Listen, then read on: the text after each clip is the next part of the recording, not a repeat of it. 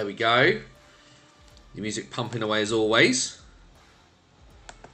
I'm going to press that button. And press that button and hope this works. Hey, there we go. Giving folk the usual time to get in. A little bit behind the 8 ball with some graphics tonight. Computer had a little bit of a non-OBS related moment, which was a bit annoying in the build-up. But seems to be okay. We're going to have to revert back to the old way of just doing it live off of NHL stats in a bit. Shout out Joe Scott. But we've got our national division graphics at least.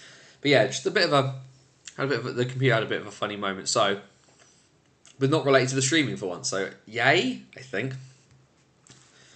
So we'll just give folk a moment. So obviously the tweets have gone out and stuff.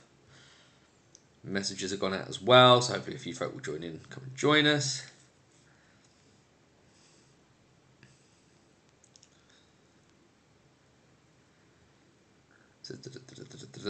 Just make sure that's all going through.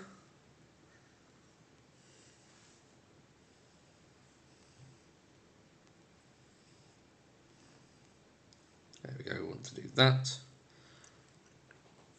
Make sure that goes through as well. 3 minutes past. Alright, so if you haven't already, make sure you hit the, share the stream out in bits and pieces like that. Just give it a moment, yeah, just making sure everything's gone out in the way it's meant to do. There we go. Right, we should probably get rocking and rolling in that case. I realised I'm really close to the table for some strange reason. It was all ready to go and I went, oh. This is the joy about joining in the stream early, I think, folks, and nothing else. Right, swig of water.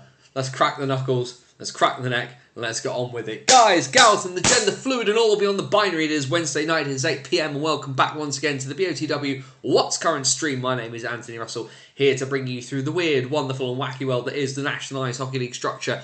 Here in Great Britain, we focus on the National Division. That is our bread and butter. That is our home port. But of course, we're here to take you through anything and everything from across all 5 divisions of the NIHL. That means we have a look at the National, as well as Division 1 and Division 2 in the north and in the south. Hope everybody's doing all right. Another Wednesday evening. Quite a busy weekend. Lot going on in BOTW Towers, as you might have seen from the piece that went out on Sunday.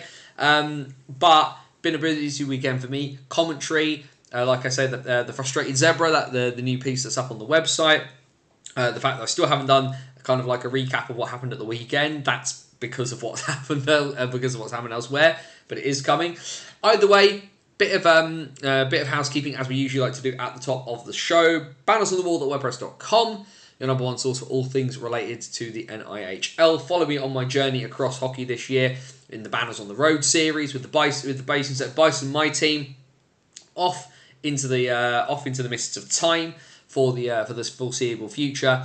I've been on my sort of weird little wonderful journey across the NIHL and even abroad. And even I've driven the length of England this year and gone into Scotland. I've gone to Germany for games this year as well. We've done Elite League, we've done the National Division, Division 1 and Division 2.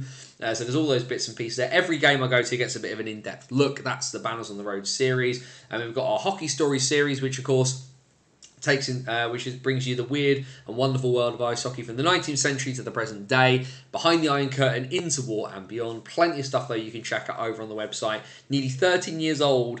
It's just under 2 weeks now away from its 13th birthday. But yeah, that's the website, banners on the wall at wordpress.com. The other thing, of course, is if you're watching live, go share the stream out. Facebook, Twitter, X, TikTok, Instagram, whatever you want to share it on. Go nuts. Do all your bits and pieces. Let's get as many people in the stream as possible. Of course, all the socials are down there below in the description, because that's the joy of being on YouTube. So you get to hear me say my favourite phrase: feed the algorithm, hamster, make him good and fat. Subscribe to the channel, like the video, hit the notification bell, do all of those fun things, because this isn't a monologue. This is a conversation between those who join in here on a Wednesday evening. For lots of fun NIHL chat. Always good to see folk kind of joining in with the fun and games. Of course, the other thing, of course, with being on YouTube is the chat. It's over there. Comments, questions, thoughts, feelings, anything that takes your fancy as we go along through the show. But please do remember, if you are going to use the chat, remember the golden rule here at BOTW, and that is DBAD. Don't be a dick. Be respectful of other people's thoughts and feelings, and we will have a whale of a time. Just having a quick look in the chat, because a few people popped up there. Sheffield 1, Guildford 1 in the Elite League Challenge Cup final that is happening tonight. Of course, I had the privilege of commentating on one small part of the Flames' journey across the course of this season, so I think it would be nice for them to upset the apple cart a little bit, although the basis that Bison fan in me will always rail a little bit about wanting the Flames to do well, but rather than the Steelers, I suppose, in some ways. Of course, the warm-up question in the chat this evening was, given the league is the most coveted prize, cup or playoffs for you? So Andrew Dayle, regular contributor. League, playoffs, then cup for him. Mara, our friend from Elite Prospects, I have no horse in the race, but Guan the Flems. I'm not sure what accent that's meant to be written in there, Mara, but fair enough. Karen in the chat there, playoffs should be, but cup at least has a home and away, so it seems a bit more representative. But I suppose this year you're getting, given that you watch a lot of Division 2 North, Karen, you are getting home and away legs for the playoffs this year before the playoff finals weekend. In Sheffield for the North, so there's a few bits going on there, which shouldn't be too much of an issue for you. Certainly for me, I'm not quite sure where to start, because I think 2-1 to the Steelers there, a goal from Patrick Watling right at the death. Neither do I, as long as you admit it. So. Let's where do we want to start? I think let's start with the latest piece that's on Banners on the Wall at WordPress.com, which is the frustrated zebra. And essentially what had happened was, let me kind of give you guys some kind of background into what's happened with this. So effectively what you can see on the website now is this piece that's come out, that's been written in part, mostly, I mean, the substantive part of it has been written by an active on-ice official in Britain. And I got a message off of them, must be about just over a week and a half before the piece came out. And they said that they were quite frustrated with the fact that people were copying, lots of officials were copying a lot of flack for the fact that people were saying just how rubbish things were, how badly the officials were doing this year. And I pointed out that there is a bunch of reasons for that, and the official in question and I had sort of a bit of a back and forth about some of those problems, and they eventually turned around and said, I want to say something, and I want to say something out loud, but I can't attach my name to it, because if I attach my name to it, I will effectively be, I'll be blackballed, effectively. But somebody needs to say something, and they need to say something out loud.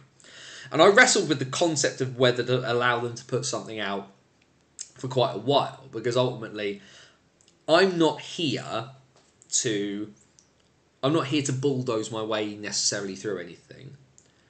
My enemy, in a sense, of what I do, is the bad stuff that comes with British hockey. The things that don't work, the things that don't make this sport as good as it could be, are the things I don't like. And I've said for quite a long time, I'm just a guy who likes to tell stories. Well, the problem with stories, folks, is that some are good and some are bad. And I've never shied away from telling bad stories. The things that need to be said out loud, the things that need to have their light shined on them, I've done. And has that got me into trouble with a few people? Yep, 100%. But that's the nature of I think, of doing what I do. If I want to say that I want to tell the stories, I have to tell the good stories and the bad stories too. And actually, there's some good stories in here, in that our officials, you read this piece and you see just how much they care about the sport itself. Like, I've done it for ages. Andrew, with his updates, has done it for ages. We talk about there being no game without them for the referees. We're stuffed. Without the refs, without the linesmen, without the infrastructure that goes around that. But there's clearly something not working right now. And the Frustrated Zebra has written their piece. And I made a point of wanting to have a read of it before I put it out. Because if this was going to be like a mudslinging, finger-pointing exercise, I wasn't interested in it. For two reasons, really. One, because whilst I can never profess to be the world's greatest writer, I like to think I've gotten relatively good at writing. And the one thing I didn't want to do was to have to edit something so much that it lost its voice of the original author. The second thing with it was that I just wanted to make sure that they were kind of making the point they wanted to make. And actually, it's very clear what the point is, that there are people trying their best to make things work, but the structure and the substance of how things are operating right now is not working for our officials, in the opinion of the writer. And I think it's very important to say that out loud, because actually the one thing that our officials need drastically is more support. And it's, they make the point in that piece about the fact that the money going to the officials is always going to be one of the first things to be cut, because it's an easy thing to cut in that sense. So having sat down and read what they wrote, I was like, okay, I think we're at the point where we need to, firstly, this could be published, and that it was something that could happen. But because I believe in that element of openness and transparency, I can't say that everything in British hockey needs to be more open and transparent if I'm not open and transparent in terms of how I operate. So the one thing I did do was I contacted the officiating section of Ice Hockey UK. I did contact the head official, Colin Davidson, and explained what was going on. I said, I have this piece. It is going out. It will go out because it passed my sort of public interest test, in the same way that when I wrote about Spordle, that I felt that passed the public interest test, and I went to what was then the EIHA and said, this is what I'm doing. So I explained to them what was happening, and I have to say, I was pleased with the conversation that I had with the folk at IHUK about this, with the officiating section. There is obviously a disagreement about the path chosen by the Frustrated Zebra to do it in this way. And I think there's maybe a feeling from IHUK that they're kind of doing a lot more behind the scenes that some of the officials aren't necessarily seeing, to which my response is, stop hiding the good work you're doing. If it's good, put it in the light so people can see it. But what I said to them is that I'm quite happy for you guys to have your right of reply. This isn't me saying this is going out. Whatever you've got, have a bit of time, go away, absorb what I've told you, come back to me with something that I can put in the piece with it, so you get the opinion of our Frustrated Zebra, and we get your position on it as well. Now, I went to them on Thursday evening of last week, and we had that conversation. Got to later on Saturday evening, so by the time I'd finished commentating in Guildford, during the day on Saturday, I'd nudged them again and said, hey, anything you want to say, just reminding you that that's there, because at some point I am going to have to put this out there. I'm not just going to sit on it forever. I would like you guys to, I'd really appreciate if you guys are going to do something that you let me know. Please get it across. It'd be really appreciated. And then late on Saturday evening, they turned around and said, go ahead and publish. It's okay. Get it out there. We're going to kind of deal with this internally. Now, was I a bit disappointed by that? Yes. Because I actually think that there's something to be said for poking their head above the parapet, that piece of engagement. However, it's their right to deal with this in their own way. And that's what they've chosen to do. My understanding is that they are dealing with it internally. I really hope they're not just... My hope is that they look past the symptom towards the sickness, right? Because it would be really easy for them to just go on this big manhunt through all of the officials in British hockey to kind of drag out who did this and haul them across the coals. Actually, that's, for me, and admittedly, of course, I come from a position of bias because I've helped this person put this stuff out into the world, but the issue isn't somebody talking. The issue is why they felt the need to do it. And I I think I have to accept now that Banners on the Wall has got to the point where the platform I have is seen as something that is within British hockey, as much as anything can be within British hockey, reputable and respected. And I've always felt a little bit uneasy about that because I'm a guy who's just writing for the fun of writing. But because I've put so much effort and energy into what I've done, people now see this as a place you can come to not just get news, not just get opinion, but get quality news and quality opinion. And that's not to say other places don't do it either, but I kind of have to accept now that maybe I'm in that category, however I feel about that or not. And what I really hope from an IHUK officiating section perspective is that they look beyond the idea. Yeah, it's frustrating. I'm sure they would have loved somebody to come through the regular channels. Well, for our frustrated zebra, the regular channels have not worked. Is it the first? Should I be the first port of call? Absolutely not. There should be structures in place within the system that you can say there's a problem and the problem get worked on and the problem get fixed. But when things are clearly in not a great state, in the opinion of our official, that there is a means to get the message out there. And actually that message is relatively well layered, is that our officials are trying really hard.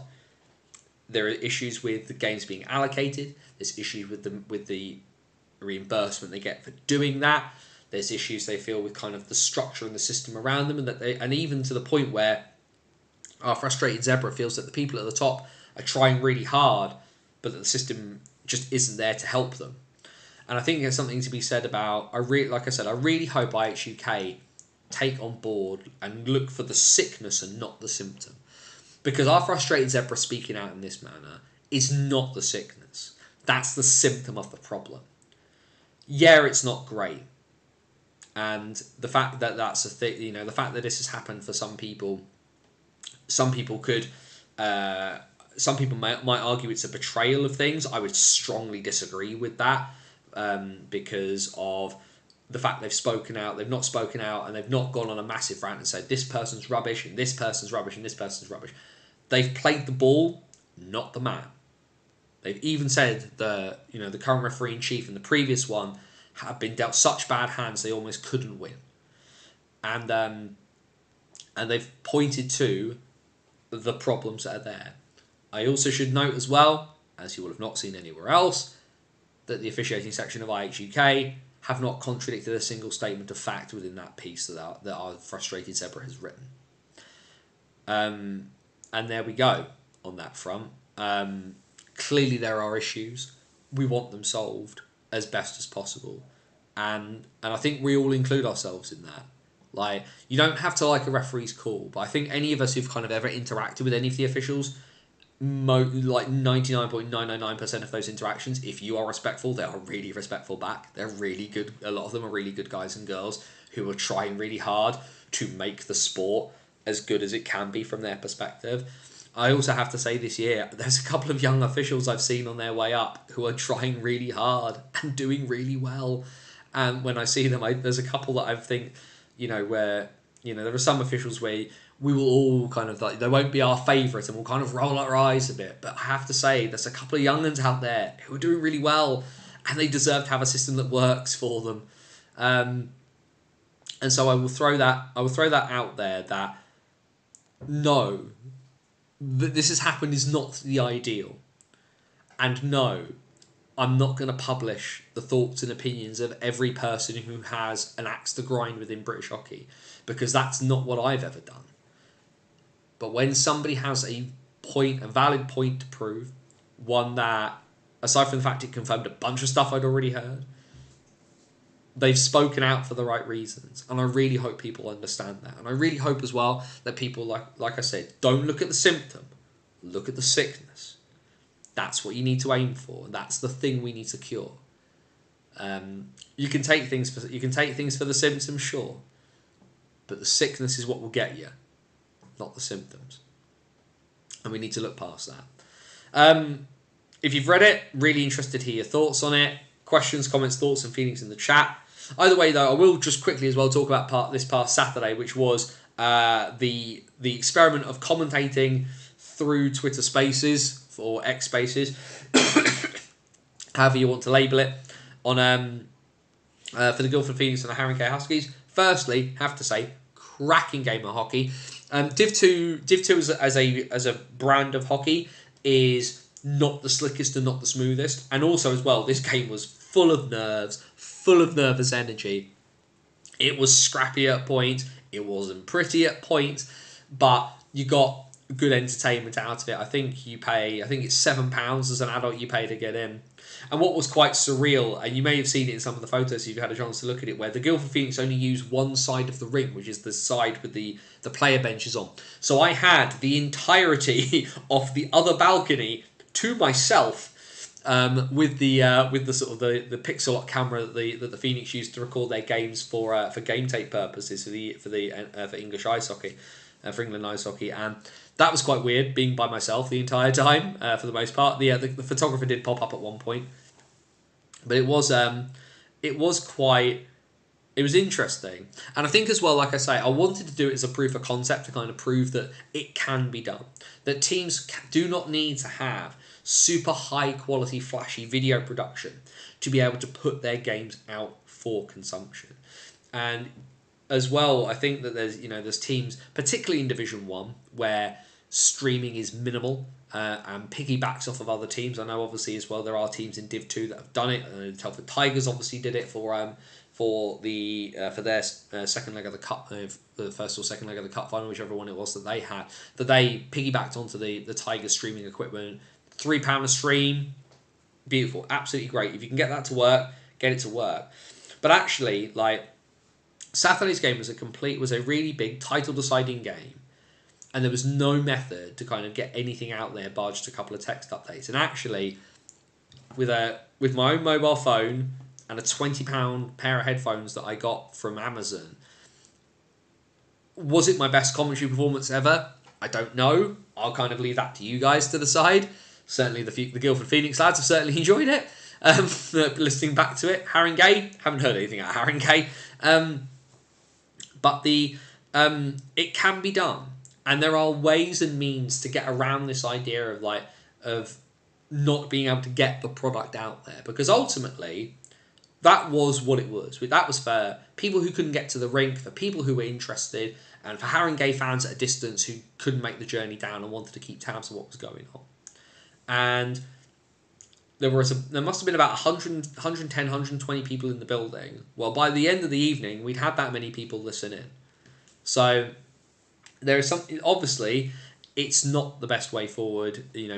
One person doing it. There's ways to do better kit, better sound quality than what I can provide with just a few bits and pieces. But it works, and this is the thing for hockey clubs. We can't be insular. There's a discussion I've had with a couple of teams this year that teams don't want to be insular on purpose, but they are a bit introverted, and we need to find ways to bring that out and push that out. And I think if you think about some teams where hockey is a bit newer, Bristol I think are really good at actually kind of poking their heads above the parapet, trying different things. Oxford this year, for the fact the on ice has been utterly garbage for them, have been much better this year about putting themselves up and pushing themselves out to the fore and saying, we are here, we are something you can do. This would be ideal for a team like Oxford, maybe, who don't need that video infrastructure, but maybe want to give opposition fans who can't get down a better means of kind of engaging with the product, right?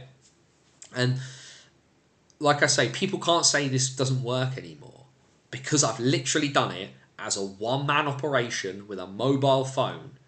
With a mobile phone, a data plan, and a £20 set of these headphones. These headphones that are broken on one side, right? If I can do that, then clubs who've got people much more savvy about these things than me, we can get hockey up and out to people in a better way than we're doing right now. But yeah, I already know the football's going bad. It's fine. Sometimes you're the wrong end of the story, Jamie. Doesn't matter tonight. Tonight's about, from an AFC Bournemouth perspective, mate. This is about Tom Lockyer. Tom Lockyer can have tonight. He can have tonight. It's okay. I'm not. I'm less fussed about that one. Sometimes, and I've said that a lot about hockey as well, actually, mate. Sometimes the story isn't with you. And that's okay. You can't have every night. You can't have every game. It's just not to be sometimes, and that's okay. But yeah, the commentary stuff. The national division teams can all manage some level of streaming. That's great. But the teams outside the national who think it's going to take away from our game, it's definitely not. The teams who say, oh, it's too much money to kind of put bits and pieces together, it's definitely, there's ways of doing it. And like I say, that playback is going to be there for 90 days. Go back and listen to it. And I'll challenge any owner, the length and breadth of this country. It can be done. It can be done. And it can be done because I've proved it. And I'm not saying that every club needs to do it every game.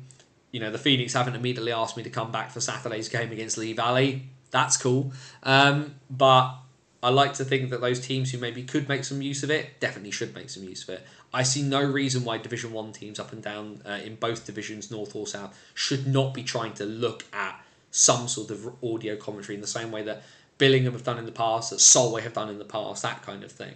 It's entirely doable.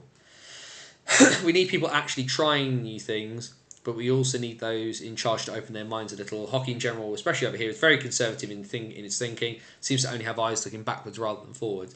Yeah, and I think, I mean, you and I, Mara, I think have had this conversation in the past off of here about such things, that British hockey just kind of trips over itself. I've said this a lot. British hockey is haunted by its potential. And it's not just for kind of putting it outside as well, even though I think a chunk of this would help with that. But even just reaching across to each other, like we say, oh, you know, people aren't going to travel from Chelmsford to Slough if we put a stream on. Well, yeah, they will, because hockey in real life is better than hockey on the telly with your eyes, and hockey on the telly with your eyes is better than listening to it. Like, these are all elements of escalation. One will lead to the other, but for some reason people don't seem to get that. If you watched the hockey game on TV and thought it was cool, and you know it's then on your doorstep, like 9 out of 10 people are going to turn up at least once. And I think a lot of it is, no, this is my thing and I like it that way, and has stagnated. Yep, I'd agree on that as well. I think people have their little fiefdoms and stuff, and I think that's an issue for folk as well. What we're going to do, though, because we have had some games last week, is we are going to press some buttons and overload my encoder for a sec. Oh, what's happening? There we go. Oh dear, that's gone sideways. What's happened there? That's also going to help. There we go. I don't quite understand why that... What's going on there? This has all gone sideways as I'm trying to sort stuff out. Oh dear. Hopefully I'm still coming through for people. The argument is always nonsense. People just don't realise streaming is accessible to the world, not just a group of ex-fans. Yeah, I think there's that too. OBS is crashing at the moment, which is not ideal. Really don't like that at all. Oh dear, this is some of the problem I've been having today, but that is what we deal with at the moment. Apologies, everybody. I'm just going to check to make sure I'm still live at the moment. Unsure what's happening. There we go. That's better. There we go. That's better. That's what we wanted. Got there in the end. Apologies about that, folks. Slight technical snafu on that one. But we'll have a quick look anyway at the games from last weekend in the National Division. Nel Clasico last Friday evening in Swindon, seeing a narrow 2-1 victory for the Leeds Knights there. Been a really interesting battle between the two Steve Nell sides this year. I think people have generally quite enjoyed them. And then Leeds follow it up the next night with an important 6-4 win over the Hull Seahawks, which has then put them in very, very prime position. What could Milton Keynes do? Well, they had a back-and-forth battle with the Bees on Saturday, which eventually they managed to squeak out 7-5 winners. Elsewhere on Saturday evening, the Solway Sharks managed to get an important regulation victory over the Peterborough Phantoms, given the fact that the Bees and the Raiders were obviously playing. Solway needing to keep touch in ninth place. Swindon with a big 6-0 win. The Southwest is red as the Wildcats defeat the Pitbulls by 6 goals to 0. And the last game on Saturday, who needs defending in Telford? Apparently neither the Tigers nor the Raiders. 8-6 the final score there. Into Sunday then, and a big win for the Bees in terms of the playoff hunt. They win in the shootout by 5 goals to 4 over the MK Lightning, which of course we know what that means because off the back of Sunday's win for the Leeds Knights in Hull, a 5-2 win for Ryan Aldrich's side. We now know that the Knights need 2 points out of the weekend and they will be crowned champions of the NHL National Division for the 2nd successive season. Elsewhere, Solway, they do pick up a point and were leading in this game as well in Peterborough, but they lose to the Phantoms 6-5 in overtime. The Raiders, though, get another big result, which dents Solway's chances. An 8-0 win for the Raiders against the Pitbulls. The Pitbulls, 2 defeats and no goals scored across this weekend. And a much-needed win, though, for the Sheffield Steel Dogs. An early face-off on Sunday for the Steel Dogs against the Tigers. 1:30 they faced off on Sunday at Ice Sheffield, but a 7-6 win for the Steel Dogs in that one. Now, hopefully, this is not going to break everything, so I'm going to press that button. And that's going to give us the fantastic graphics, of course, of Max Van Mullen, who's sorted us out with bits and pieces for the upcoming fixtures for this weekend. And we've got 3 days worth of hockey, and actually, for the first time, quite a lot of games happening on Friday night. 2 days' time, the 15th of March, and especially with some of the scheduling. Phantoms nearly choked, but a really good game. Glad to hear that, Kev. But yeah, plenty happening this coming Friday, and a massive game in the context of the playoff spots, especially given some of the games happening on Saturday as well. Bees, Raiders at the Hangar in Slough this coming Friday evening. Now, given the fact that these 2 sides are inside the playoffs looking out, if results do not go certain teams' ways, things could go really, really badly, and Solway could sneak themselves in.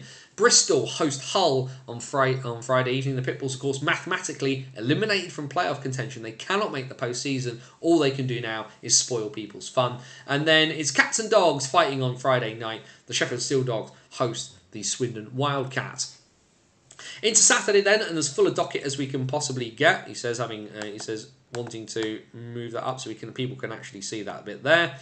Oh no, let's shrink that just a bit so we can kind of get the whole lot in. There we go. That's better. And then, so yes, like I said, full ball on Saturday, and what a game. The title could be decided on Saturday evening at the Thunderdome in Milton Keynes. If the Leeds Knights win in regulation, then they are the National Division champions. Peterborough take on Telford. Romford take on Bristol. So again, like Bristol, if they decide to show up, could cause a massive headache. Solway versus Bees now becomes massive, particularly if the Bees do not win at home on Friday evening against the Raiders. And then we get a flip reverse of Friday evening. The Swindon Wildcats take on the Sheffield Steel Dogs. Into Sunday then. And like a nice sort of full docket's worth of fixtures. Hull take on Swindon. That will actually be a pretty tasty game, all things considered. And then, well, definitely not a good weekend for the Bees. 3 games in 3 days. They've got to travel virtually the length of the country to do it. And then on Sunday, away at Leeds. If they don't get a result on Saturday evening, the Knights could still become champions on Sunday on home ice. It'll either be purgatory or party for the Knights come the face-off time on Sunday. The Raiders take on the Phantoms, of course needing a win to secure their playoff lives. Sheffield take on the Milton Keynes Lightning, and Telford take on Solway. What can I see there in the chat? Colin, Tigers vs Raiders, the most strange game in a while. 4 unanswered goals, followed by 6 unanswered goals, followed by another 4. Very odd. Yes, I think Karen said it there. That's a roller coaster. That's two teams. That's 2 teams potentially kind of spinning their wheels a little bit on that one, because yeah, who needs to defend when you don't have to defend? But yeah, plenty going on there. We aren't going to look too hard at the table in the National Division. Firstly, because like I say, for some reason my attempt to kind of get screenshots of stuff as I've done the last couple of weeks just went flying out the window. It didn't work. And also because like I said, the maths are really, really clear. The Leeds Knights need 2 points from the weekend, and they will be National Division champions come Monday morning. And in the playoffs, the Bees and the Raiders are 3 points ahead of the Solway Sharks with 1 game in hand over the Dumfries side. I'm just going to quickly pop myself back to full screen for a second, just so that we can have just so I can get some stuff moving in the background. What do we think of Max's graphics? I think this is the one thing I'm very conscious to do. Obviously, very, very talented young man who's been helping out, obviously doing these bits and pieces. Really, really pleased he's doing it. Do we have any feedback for him? I think that's what I'd actually like to be able to do for Max. What can we feed back to him? Because he's obviously still quite a young man. And what I'd like to be able to do, though, is help him. And actually, constructive feedback will help. Tweet me at BannersOGW, drop a message in the chat. I really want to be able to kind of say to Max, this is what the community kind of thinks of what you're doing. And that'd be really, really awesome if we're able to kind of do that for him. So do let me know what you do think of Max's work. It'd be massively appreciated as well. Nearly 2,100 tickets sold for Saturday night in MK. The Leeds game starts 7 p.m. on Sunday due to the football. That's just unfortunately the nature of living being in a city with a big football team, something that Milton Keynes wouldn't know about. The hockey team are bigger than the football team. At least the hockey team are meant to be a franchise. Either way, let's have a quick squiz at North 1 and get those bits and pieces up, which we can do. That's brilliant. So plenty happening on Saturday. The remaining game in the M56 Cup, which they've played because fine. The Blackburn Hawks going down 6-1 to the D-side Dragons, which of course not great for momentum, but the Hawks having already secured the M56 Cup, they are less fussed about that one. The Hull Jets, having won on the road in Nottingham the weekend before, win by 6-5 at home against the Lions in Hull. Again, another game with 0 defending on Saturday. The Billingham Stars win by 9-6 against the Sheffield Scimitars. If you're the Shims, you're massively angry at this. The fact that they've barely scored 6 goals in a game all season, managed to do it and still lose is going to be pretty upsetting. Into Sunday then, and Billingham lose again, and they lose again at home to the Hull Jets. Hull winning 2 road games in a row. I'm not sure if they've managed that at all this season, but still pretty impressive. Blackburn, of course, woke up for the purposes of the league. They win by 8-1 against the Sheffield Scimitars on Sunday. D-side get 2 wins out of the weekend. They win by 7-5 against the Whitley Warriors, and then the Nottingham Lions. So they put up a valiant fight in Hull the night before, but they had no answer to the Solihull Barons on Sunday. A 9-1 victory for the Hobbs-Moat Road side. Into this coming weekend, then in the north, obviously a couple of games going on. We'll have a look at the mathematics momentarily because Billingham are on the brink. They face the Hull Jets on Saturday looking for a bit of revenge from last weekend. That's 5:30 at the world's most versatile arena. Sheffield Scimitars and the Blackburn Hawks go to battle at 4:40 at Ice Sheffield. And then on Sunday, the Billingham Stars and the Solihull Barons, massive game, potentially, but of course we'll have a look at the maths in a moment and see what that means. Blackburn take on Nottingham. Whitley take on Hull. Widnes, having secured their playoff spot, take on D-side. What we will do, let's pull up the league table though, because in the north, where the mathematics is already pretty much set, in the south, we know that, and if we can quickly scroll down, that Billingham need a point. They need a single point from their 2 games this weekend, and if they do, then the Billingham Stars will secure the NIHL Division 1 North. Division 1 North title. Apologies, I need to press a button there. And press a button there. There we go. That's better. So that is the long and the short of it for Peterborough. For Billingham, they need a point. They need one single point. The Barons can only reach a maximum of 46. The Stars are literally on the brink. As we can see as well from the table, the Widnes Wild have qualified for the playoffs now. It is now down to a 2-horse race between the Nottingham Lions and the Sheffield Scimitars. 2 games left for both those sides. Depending on what obviously happens, it's going to be a tough weekend for both sides. But one of these 2 teams is going to book themselves a place, probably against Billingham. The likelihood of them, whoever finishes in 8th spot, they can't catch Widnes now. So Widnes will pretty much be locked into a battle with either Solihull or Blackburn. If we just look as well very, very quickly at the playoffs, as we can see, there is one team, of course, locked into their spot as they go in bold. This is what Joe's doing on NHLstats.wordpress.com. If you haven't looked at Joe's site, enjoy that black hole you've been living in.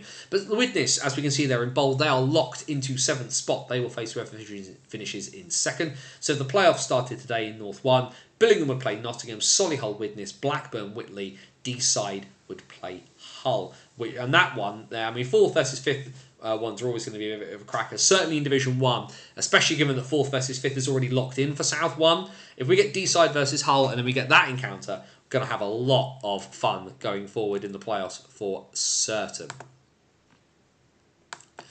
Let's have a quick look then into South 1. And of course, we know the South 1 title race wrapped up already a long time ago. The Streatham won 3 trophies in 3 weeks, having gone League Cup, Britain Cup, back to back in weeks. So they had a bit of a week. They had a bit of a weekend off, and not just the weekend off. Streatham actually lose. They lose in a shootout to the Chelmsford Chieftains at home.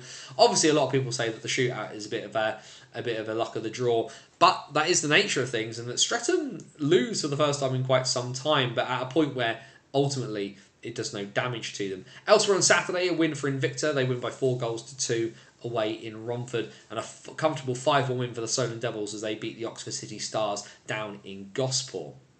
Sunday then, Invicta's weekend did not end in the way they'd like to. Chelmsford get themselves a 4-point weekend in league action as they edge their way towards second spot. A 5-1 win for Lewis Clifford's side there. And Solent get a 4-point weekend as well. A 10-1 thumping of the MK Thunder at the Thunderdome. Rory Martin-Edwards getting the opportunity to start in that game. Although, and then, as we can see, the few Britain Cup games still left over, even though Streatham have already won the competition. The Redhawks beat Oxford in Oxford by a score of 10-0.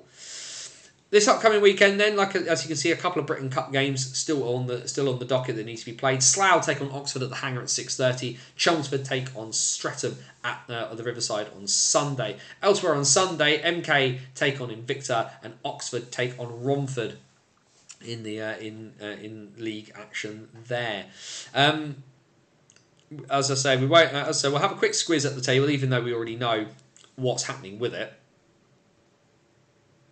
Steelers 3, Guildford 1. The Steelers slowly starting to turn the screw there. Mitchell Balmas, I can see.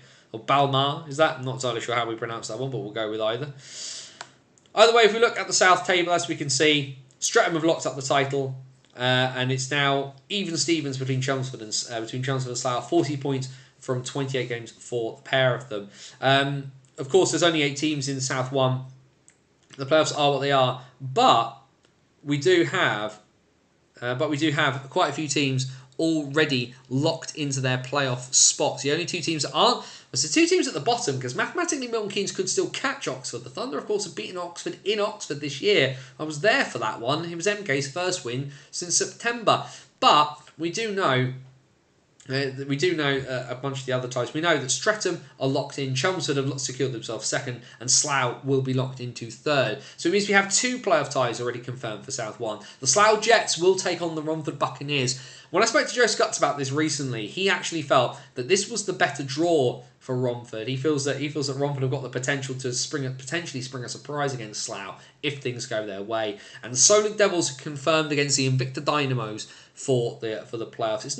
I'm not 100% certain it's set in stone which way round those 2 sides will be, but they definitely are playing each other.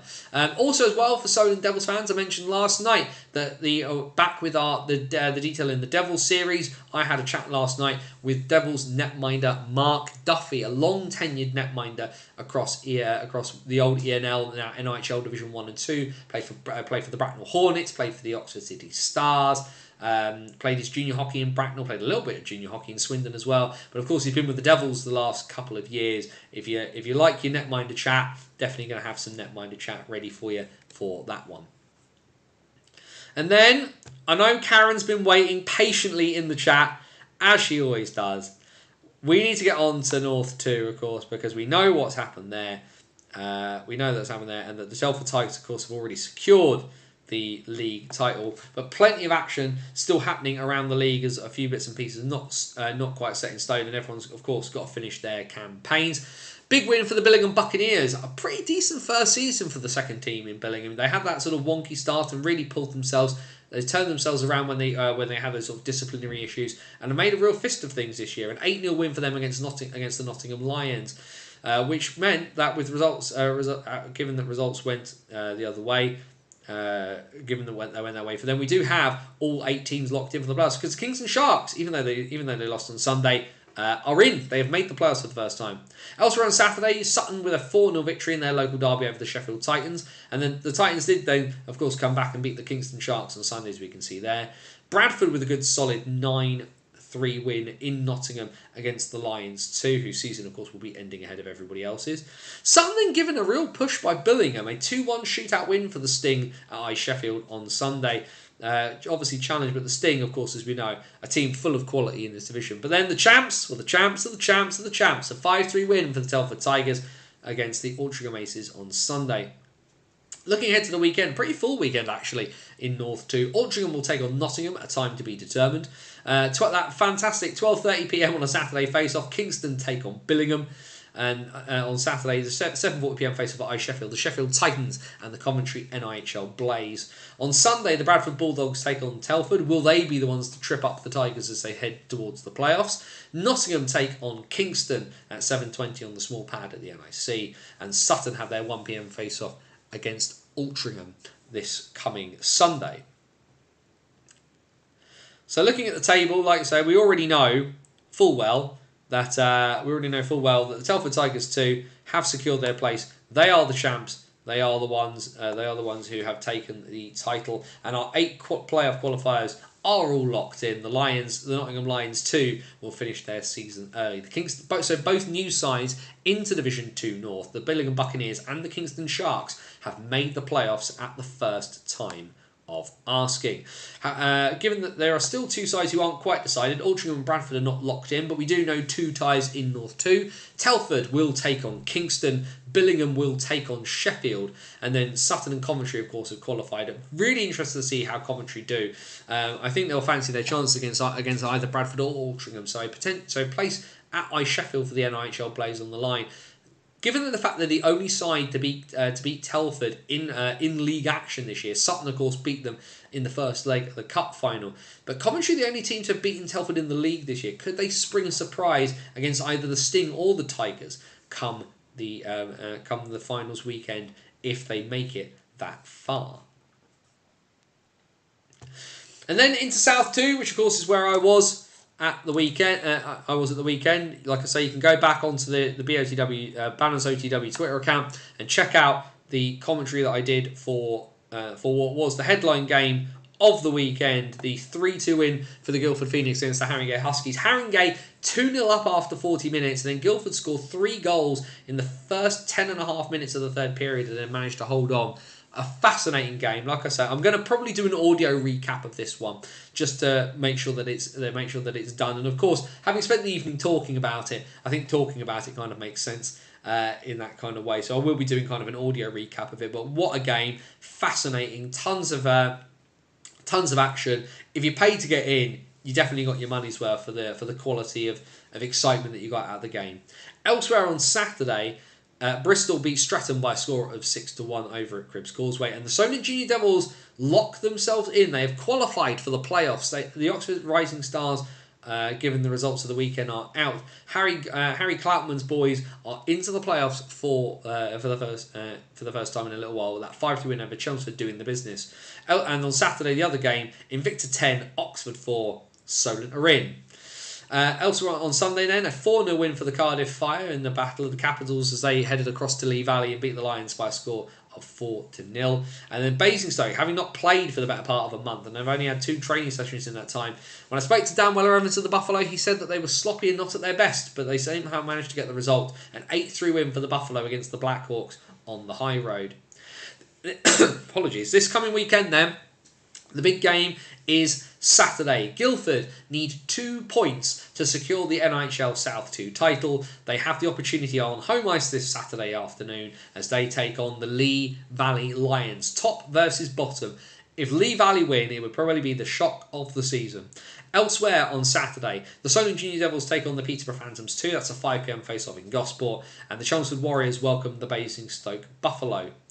Invicta as well will take the Cardiff Fire. That's 5:45 over in Gillingham. And there's no Sunday games in Division 2. So then we have a quick squiz at the table. He says waiting for it to load up. There we go. So there we go. As we can see, the magic number has been reached by Guildford. Haringey can only get a maximum of with one game left can get a maximum of 36 points. Guildford are on 36 points. Given that these two sides as well are meant to face each other, if Guildford managed to somehow lose to Lee Valley, which would be a bit of a surprise, it would set up a potential massive, massive game. But Guildford have the title within their grasp. None of the other teams, of course, can catch the top two, and we have now our 8 qualified playoff teams. Solent will be staring down the barrel of that game against Guildford, but the season will end early for the Oxford. Has ended now for the Oxford Rising Stars. They've played their last game and cannot make the playoffs. Chelmsford, Streatham, and Lee Valley will follow them early onto the golf course.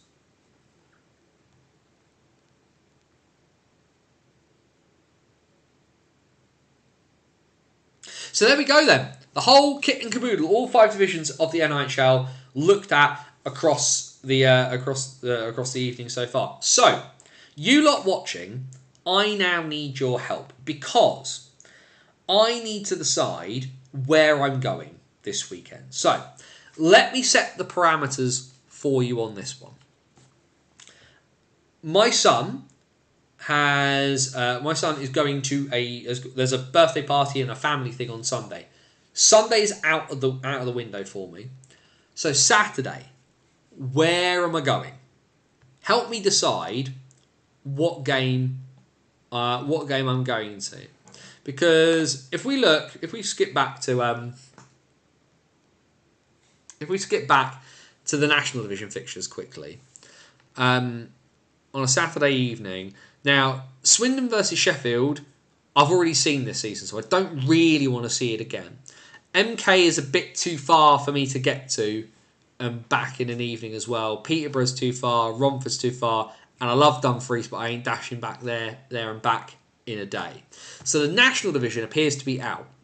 So what I'm thinking is one of 3 games this weekend. Now, the options are Slough versus Oxford, 2 teams that I've really enjoyed watching across the course of this season. Slough probably took part in the best game I've seen with my own 2 eyes this year, that Southern Cup final between them and Streatham. And Oxford, like I say, I've hung around Oxford quite a bit, really enjoyed watching them. But Britain Cup game, dead rubber. There's an issue there. The other 2 games I was thinking of that are kind of easier and within my grasp. Solent Junior Devils against the Peterborough Phantoms, 2. Now, it would be 2 weeks in a row of Div 2.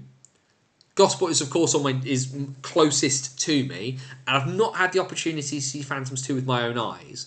Or do I go back to Guildford and do I watch the Phoenix versus Lee Valley and probably, more than likely, very likely see Guildford win the league title? That's the thing I'm wondering about. So where do we think I should go this weekend in terms of easy options? Because like I said, I've got quite a packed Sunday, birthday party that the boys going to, and a bunch of other stuff on as well. Saturday is the day for it. I'm probably going to go. I know there's Swindon are playing MK at home before too long. I'm probably going to go to that, so I don't need to worry so much about picking up a National Division game before too long. But it's a case of where do I go this weekend? I've got a choice there on a Saturday. What do we think? And what I'll do as well, let's stick a little poll on Twitter as well into the bargain. Solent versus Phantoms 2 says Jamie. Phantoms 2, Polly doing good things there. I've spoken to him a fair bit across the course of the campaign, so I'm interested to see. But let's put what we'll do is we'll put the poll out for just a couple of hours, because where are we now? See what we can get kind of before bed. And we'll put the poll up now as well.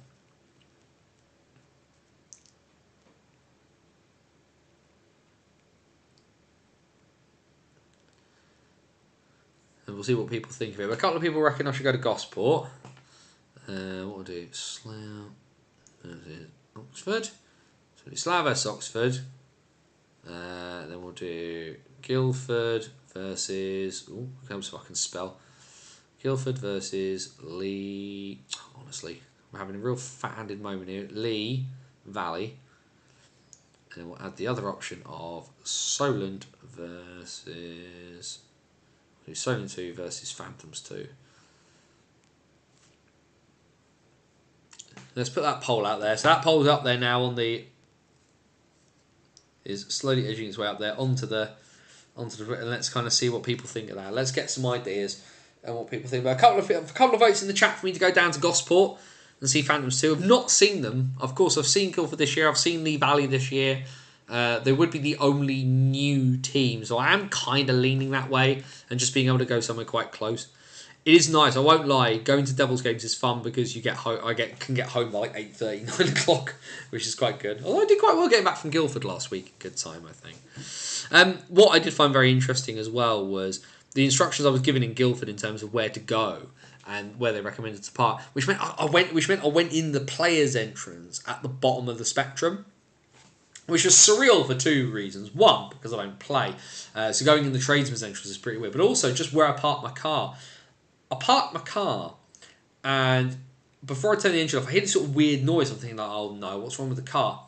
And I turned the engine off, and the noise is still going. And what I realised was I parked my car right in front of an air inlet kind of thing, and I could look into it. And I looked into it, and it's literally the back of the bowling alley, and literally like you see the machines like pulling all the pins through and setting the pins and things like that, which was just really surreal. Like I've never seen the back side of a bowling alley like that. So it was that was quite a surreal experience, but plenty of fun. Really enjoyed myself, and great to see the game from see Guildford the rink from a different perspective. Met Milos Milicevic. That was pretty fun. Really nice guy. Knew who I was, which was quite surreal as well. Having grown up, sort of in my early 20s, having watched Milos Milicevic play, for me to walk into the building and he know who I was before I got the chance to go, I know you, was pretty weird. Either way, we've gone through everything. The door is open. Whatever you want, hockey chat. Stick anything you want in the chat. Let's go through absolutely anything and everything. We've almost hit the hour mark as it is anyway, so we can have a bit of a decision as to kind of what we do and what we kind of talk about. I've been watching a bit of the Austrian playoffs and I've been watching a bit of the Swiss playoffs over the last couple of days. If nothing else, because really weirdly, and like I don't know about you guys, big user of I use a VPN a lot.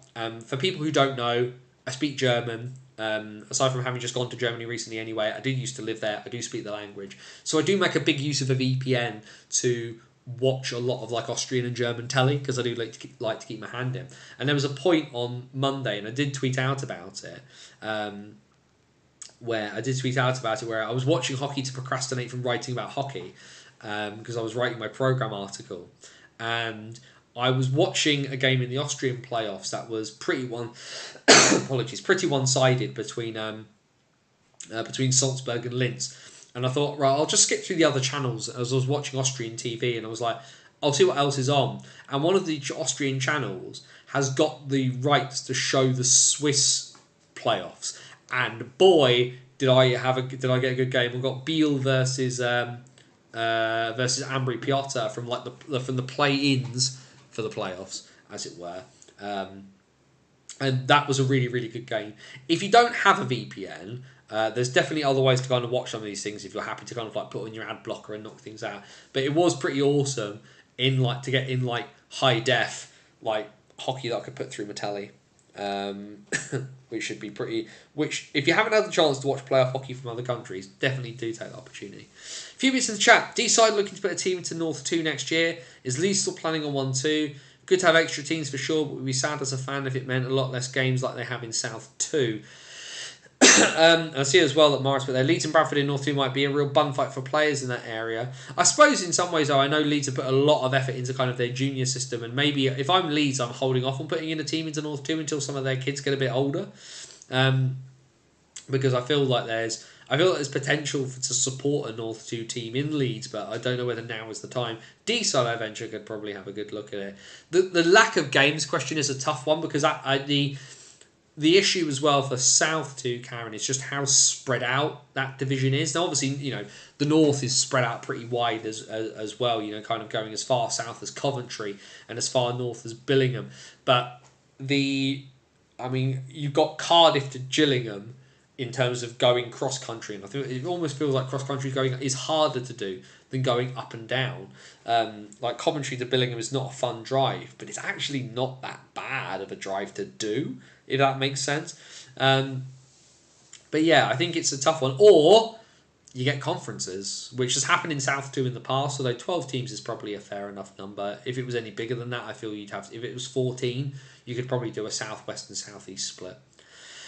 Jamie's brought up the delay in announcing the Ross Venus and Deacon Fielder bans over the weekend. Yep, unacceptable. Unacceptable, makes no sense. I am surprised that the hit for Ross Venus only got 4 games. I genuinely thought he was going to get more. What this effectively means, that 6-game suspension, Ross Venus will miss the first leg of the National Cup final for the Lightning against the Hull Seahawks. He will be back for the second leg, but he will miss the game in Hull, as that will be game 6 of the suspension that he's earned himself. But 4 games for the hit. Obviously, Peterborough are not happy about it, given the sort of short duration of that hit. But and I think ultimately, I think he can consider himself a little bit lucky, if I'm honest. I personally thought he was going to get closer to double figures, but that's obviously not happened. I mean, what I was anticipating potentially Venus being done for the regular season. He's obviously well past the point of qualifying for playoffs. Venus should be out for the rest of the season.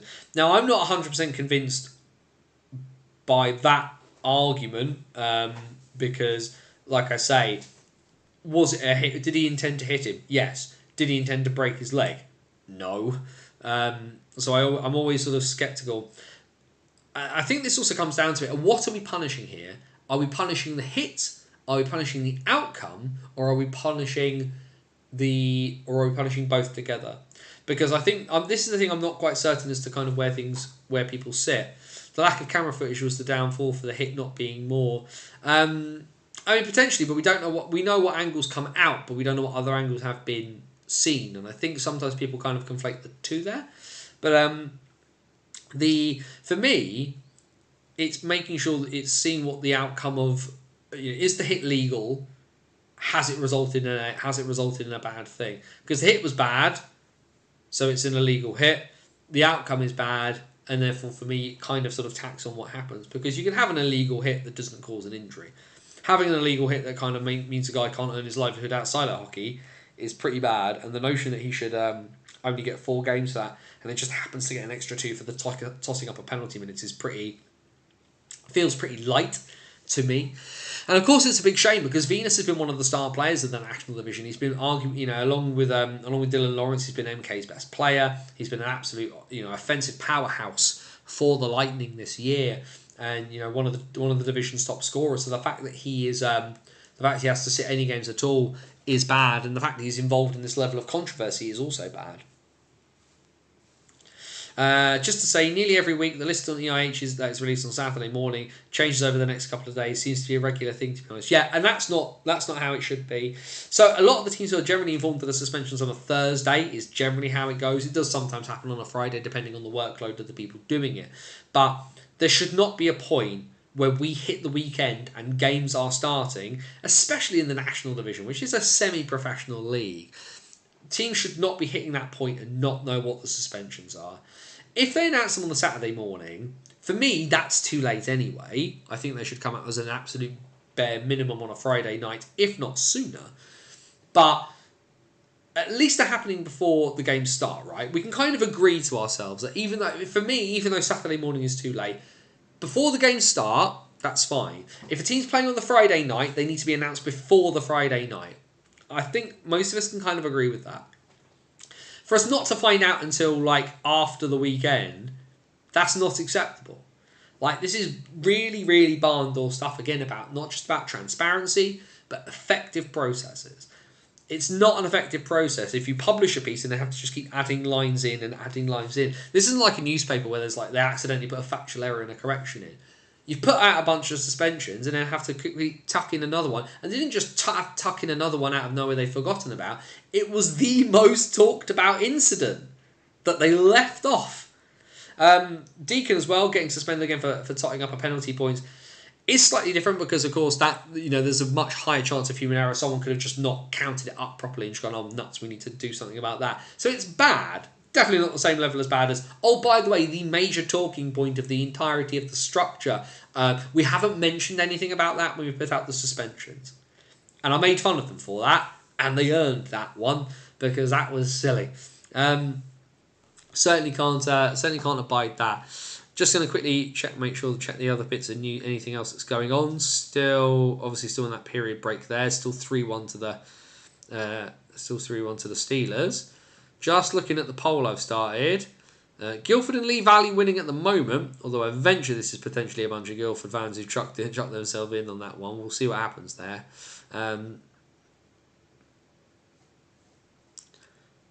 Just having a quick squiz of things. Nothing immediately.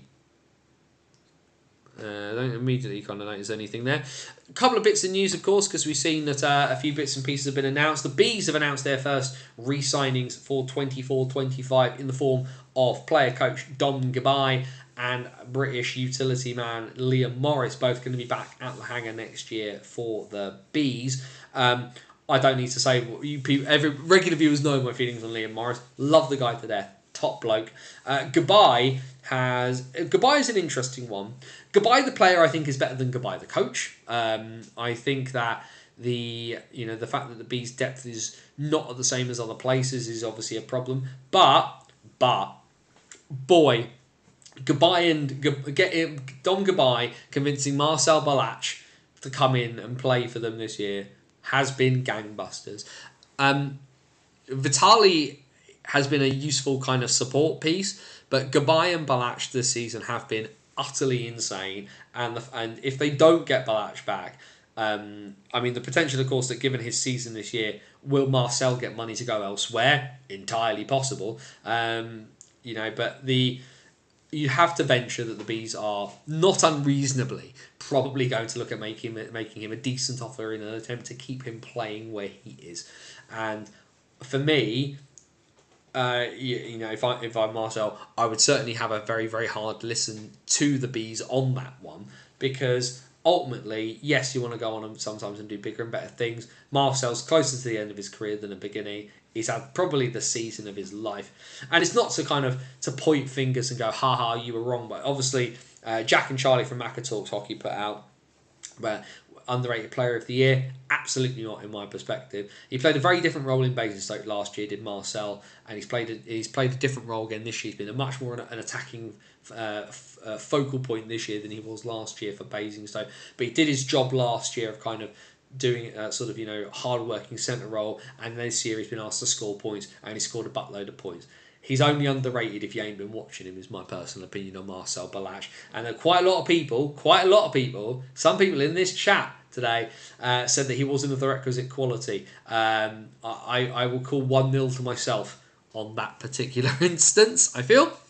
Adam Jasko's ban reduced from 20 games to 6. I did notice that, which of course that was that sort of big high hit in North 2. Badly done, hockey play gone wrong. So the fact it's been reduced is not a huge surprise to me. Obviously useful for Hull. They'll get him back. Heading towards the playoffs.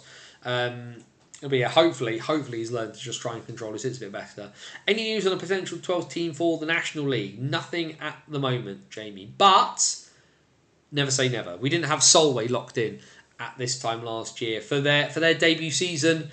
Hull were only about to glint in people's eyes at this point before Hull joined the National Division. So don't worry about it too much in March, as we've seen.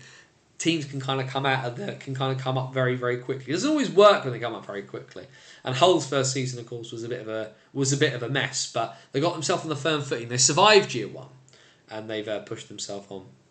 Another unwanted stat for Bristol: 739 PIMs is top of the team PIMs, and Tanner Butler is the highest individual with 129. It's bad because Bristol are bad. Being the top penalty minutes taker isn't always the worst stat, I don't think, Jamie. I think it's one of those. It's a frustration, but I think it kind of depends how you pick them up and why you pick them up. Because taking penalties sometimes is useful. Yay for Pekka losing the top spot there. He had earned his way up the spots quite nicely, hadn't he, Karen? All things considered for Telford. Very odd year for Telford as well, and not just for the play on the ice, but you think of like Sam Watkins and his medical issues and stuff like that, and a bit of the inboard sort of chopping and changing. Right, yeah, just an odd year for Telford.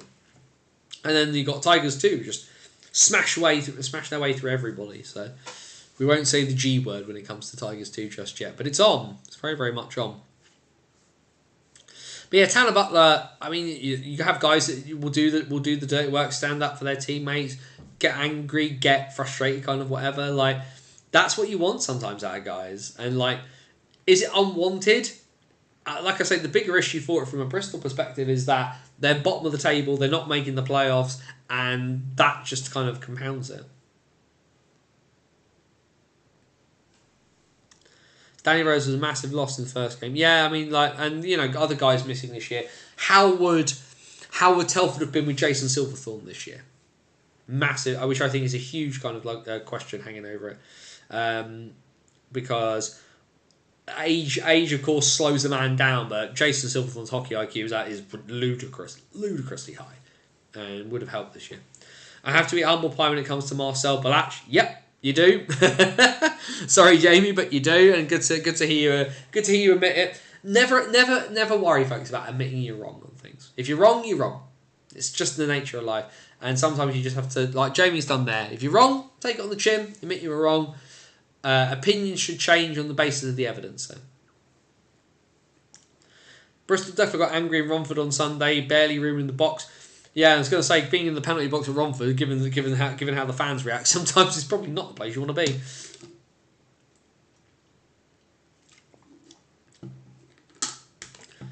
But yeah, plenty of stuff. Like I said, we'll see what happens. I'm leaning towards Gosport, but I'm just interested to see where people think I should go.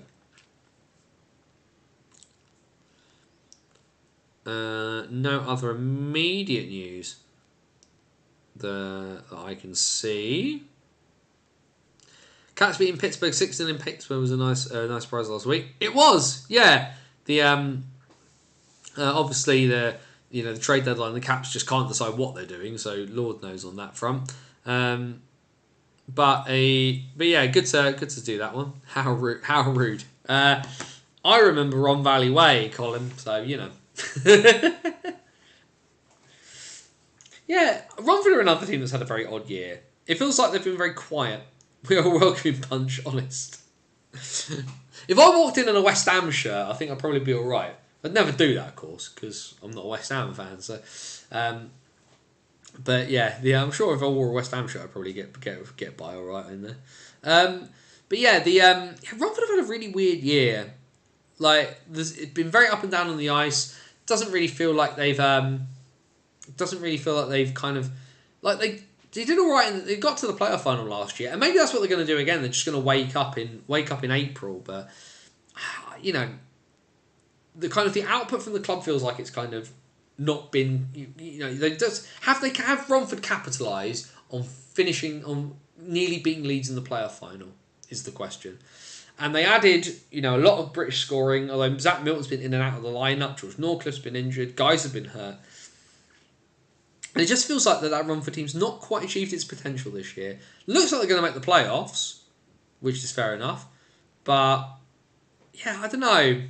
Can't quite put my finger on it with Romford this year in terms of their on-ice bits and pieces. Either way, we've been up and down, not helped by a lack of import consistency. When we're good, we're good. Yeah, I think that's a relatively... that's a good, honest assessment, I think, Colin. I don't think anybody's going to argue that, for the most part. Anyway, last call, folks, as we're at about 9:15. We've kind of gone through most of the bits and pieces. But yeah, playoff hockey in different places. Definitely go check that out. Lots of the European playoffs are kind of starting to kick off before too long. Like I said, the Austrian stuff is rolling. The German stuff gets rolling from this weekend as well. The Swiss stuff is kind of rocking and rolling too. So the French playoffs will be kicking off. I don't know if they've already started or not, but they will be before too long as well. The Polish league will generally show some stuff. I feel like it's clicking now for Romford at the most important time of the year, which is what happened to them last year. I think last year they got themselves into that spot where they were kind of stuck in sixth and really couldn't go up or down, and so they really just span their wheels for weeks on end. Like they got beaten by Basingstoke 9-3 in Alex Sanford's final game before retiring from semi-pro hockey, and they looked confused and lost at sea and just devoid of any ideas, and then in the playoffs woke up with a bang. But yeah, last call, folks. Let's get the last bits and pieces done, and then we'll roll on out of here. Liam Kirk on fire for Litinov. Yeah, of course, and the Czech playoffs are available to kind of watch in places as well. I'm actually just going to quickly check the National League in Switzerland. Let's just have a quick look as to what is happening there. As people get their last sort of questions and thoughts and bits and pieces here.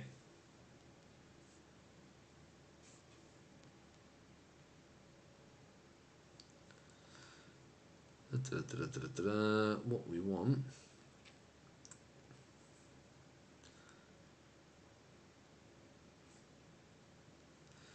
That's the... I've managed to put myself in the wrong division there. That's not clever of me. That's what we want. What is happening in the Swiss playoffs? So Biel have beaten Ambry Piotta by the look of it, which I believe... Yeah, so the Swiss playoffs start on Saturday proper. What we want... And then they've got the sort of the play up, play down series into the bargain as well.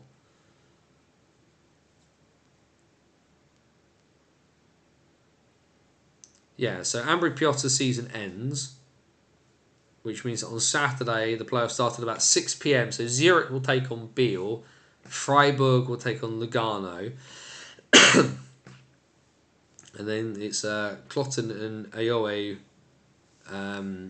in the sort of the playdown series.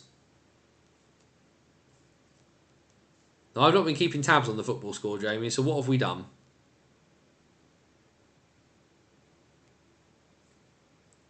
If we've come all the way back, I'm going to be very, very, very cross with myself for not keeping larger tabs on what's going on. Yep, we're winning. Utterly ridiculous. Maybe it is our story. Who knows? What a ridiculous game.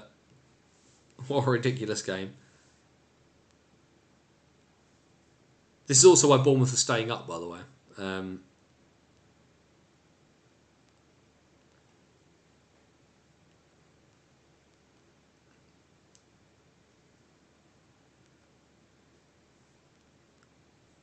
Deary me. But yeah. Either way, no one's got anything else to say. We will call it there. Bannersonthewall.wordpress.com, your number one source for all things related to the National Division. Make sure to check over on the website, because like I say, eventually I'll get something up for last weekend's game between Guildford and Haringey. But you can follow me for my journey across the season with our Banners on the Road series, where I've gone literally the length and breadth of the country to watch hockey this year, and even overseas. Any game I go to gets the in-depth treatment. You can also check out our Hockey Stories series, long-form pieces of content, both in written and audio form. You can check out our last piece, the interview I did with Tom Norton of the Peterborough Phantoms as he prepares for his testimonial at the conclusion of the season. We've got the back catalogue of the old BOTW podcast that's there, as well as Dice Hockey, our free-to-download tabletop ice hockey game. Free to download. You can download the rules and the bits and pieces, and you can play it with bits around your house. All I ask is that if you do download it, please do chuck a few quid towards Parkinson's UK. My dad has Parkinson's. Parkinson's sucks. So if we could get some money towards research and a cure, that would be awesome. But you've got nearly 13 years worth of stuff of pieces to read and enjoy over on the website, bannersonthewall.wordpress.com. Facebook.com/bannersonthewall. If you like getting your news to your Facebook feed, you can get everything that goes on the website, as well as the links for the show, will all go onto Facebook as well. So you can go over there. Do like the page. That would be appreciated. Twitter, X, whatever you're calling it now, is @BannersOTW. That's the best place to keep up with me and my sort of rolling commentary on hockey from across the divisions here in Britain, as well as keeping up with where I'll be going and the like. And occasionally the odd bit that doesn't make it onto the website goes on there as well. That's @BannersOTW. And then, of course, There's our virtual busking hat over at buymeacoffee.com/BOTW. Never going behind a paywall, but if you do enjoy what you get here from Banners on the Wall, a few quid into our virtual busking hat does help to keep the lights on and the wheels turning. It's always massively appreciated. I never take for granted, and I try and take that money and invest it back into bits and pieces to do with the site. And if you forget any of those links, that's the joy of YouTube. They're all down there in the description for you to check out, because of course we're on YouTube. If you've enjoyed what you've seen, make sure you subscribe to the Banners on the Wall YouTube channel. We are here Wednesday night, 8 PM throughout the remainder of the British season, and even over course we'll be popping up across the summer as well. But it's not just the What's Current stream. Video interviews, video reviews as well. Like I say, it's either coming out Thursday or Friday, but the latest in our series I'm doing with the Solar Devils, the detail in the Devils with netminder Mark Duffy is going to be up on there as well. Plenty of things to do, as well as interviews with the movers and shakers of British hockey. People like Steve, the owner of the Swindon Wildcats and the Leeds Knights. John Strange, one of the co-owners of Solent. Matty Davis from the Hull Seahawks. We've done referees, we've done players, we've done all sorts. Tons here on the Banners on the Wall YouTube channel. Subscribe if you haven't already. Like the video. Hit the notification bell so you get updated whenever we go live. It's always massively appreciated. And then, of course, you can join us back here live Wednesday night, 8 PM for the BOTW What's Current stream. Another week done. Let's see where I end up on Saturday, I suppose. Like I say, potentially, going and seeing a team I've not seen before feels like the better way to do it, but we'll kind of see. If somebody pops up and says, Anthony, we need you for something, I might go there instead. But lots to see, lots to do. We are nearly there at the business end, ladies and gentlemen. It is starting to get really, really real. And there's going to be some seasons are already officially kind of over for teams as well. And some teams have made the postseason, and it's going to be exciting. It's going to be good fun. Be happy. And if you can't be happy, then please, wherever you are, please do be safe. As my friend Scotty Was would say, take care of yourself and somebody else. For bannersonthewall.wordpress.com, this is Anthony Russell saying stay safe. And so long till next time. I'm not sure where I'm getting my hockey this weekend, but when I figure it out, hopefully I'll enjoy it. And wherever you find yours,